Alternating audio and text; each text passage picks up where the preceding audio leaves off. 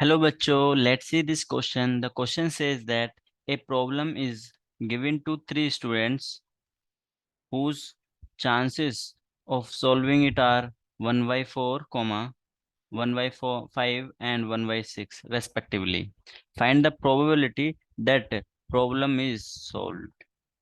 तो चलिए शुरू करते हैं। इस क्वेश्चन में की कॉन्सेप्ट क्या होगा?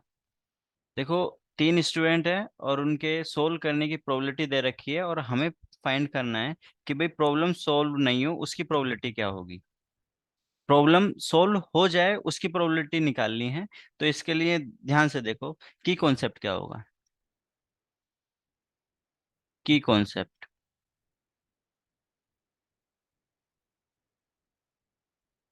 देखो बच्चों, अगर कोई तीन इंडिपेंडेंट इवेंट है और अगर तीन इंडिपेंडेंट इवेंट है और तीनों एक साथ हो रहे हैं तो उसकी प्रोबेबिलिटी निकालने के लिए एक फॉर्मूला होता है। And what is that formula? If event A, B and C are independent।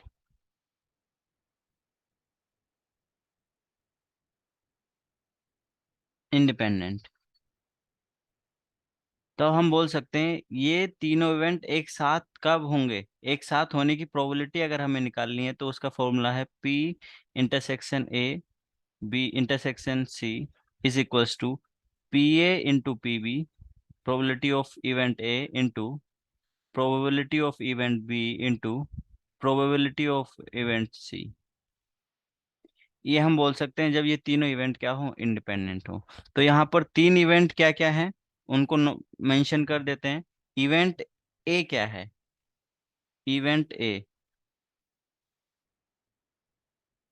ए है कि भाई जो स्टूडेंट वन है ऐसा मान लेते हैं तीन स्टूडेंट है S1 S2 S2 and S3।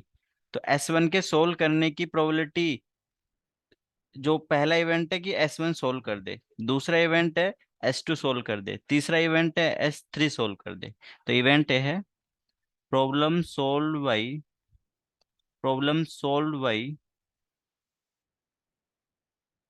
Student one S1। Event two क्या है? इवेंट वो बी बोल देते हैं problem solved by S2। Event C क्या है? Problem solve by S3।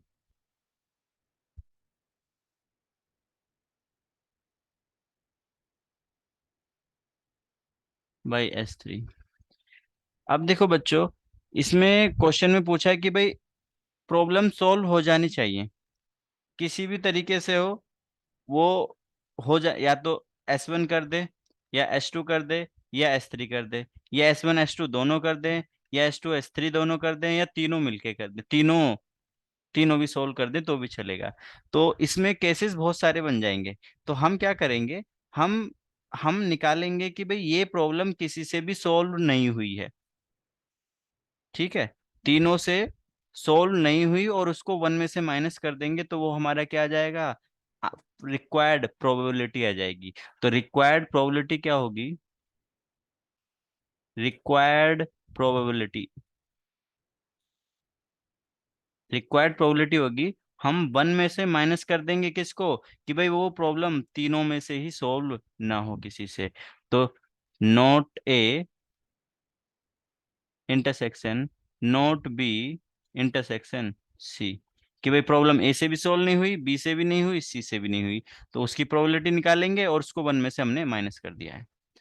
तो अब देखो, अगर A comma B comma C independent है तो ए डैश ए बार बी बार सी बार भी क्या होंगे, इंडिपेंडेंट होंगे। तो हम इसको लिख सकते हैं one minus probability of A bar into probability of B bar into probability of C bar. तो इसको फर्दर सोल्व करेंगे तो कितना आएगा, one minus probability of A bar निकालना है। तो देखो बच्चों, इधर हम लिख लेते हैं अलग से। प्रोबेबिलिटी ऑफ ए क्या है, क्वेश्चन में गिवन है 1/4। ए से प्रॉब्लम सॉल्व हो जाए उसकी प्रोबेबिलिटी 1/4 है। तो ए से प्रॉब्लम सॉल्व नहीं हो उसकी प्रोबेबिलिटी क्या होगी? 1 - 1/4। और ये किसके इक्वल है? 3/4 के। सिमिलरली प्रोबेबिलिटी ऑफ बी दे रखा है हमें, कितना है? 1/6। हमें फाइंड करना है कि भाई प्रोबेबिलिटी ऑफ बी बार, मतलब प्रॉब्लम बी से सॉल्व नहीं हो, तो उसकी प्रोबेबिलिटी क्या हो जाएगी? 1 - बी से प्रॉब्लम सॉल्व हो जाए, 1 - 1/5, which is equals to 4/5। Similarly C के लिए प्रोबेबिलिटी ऑफ सी कितना है? 1 this is 1/5 actually, and this is 1/6। So probability of C bar कितना हो जाएगा? 5/6। तो अब देखो हमें क्या निकालना है? 1 - PA bar into PB bar into PC बार, और ये वैल्यूज हम कैलकुलेट कर चुके हैं, तो ये वैल्यू पुट कर देते हैं। 3/4 इंटू 4/5 इंटू 5/6। इसको नेक्स्ट पेज पे सोल्व करते हैं।